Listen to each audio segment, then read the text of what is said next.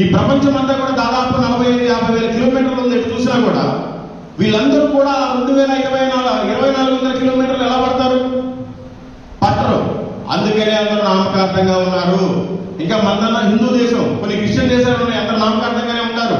ఏదో ప్రభు నమ్ముకుంటే పరలోకం వెళ్ళిపోరు. చాలా చిన్న పట్టణం అది. ఆ పట్టణానికి మనం చేరాలి. మరి మనం మాత్రమే చేరితే మరి మన బంధువులు, మన మిత్రులు, మన తెలిసిన వాళ్ళతో నరకానికి వెళ్ళిపోవాలా? నువ్వు స్వార్థపరుడువేగా, స్వార్థమేగా నీకు. మరి దేవుడు నా కోసం రక్షణ ఇచ్చాడు, నేను పరలోకానికి వెళ్తాను. మరి నా స్నేహితులు నరకానికి వెళ్ళిపోవాలి, నా చుట్టాలు నరకానికి వెళ్ళిపోవాలి, నా తోడపుట్టులు నరకానికి వెళ్ళిపోవాలి.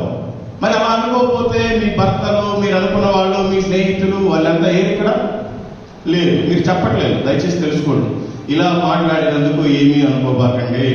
నేను ఎప్పుడు కూడా మీకు కనిపించను. నాకేం మీ మీద కోపమో ద్వేషం లేదు. ఇది సత్యమో.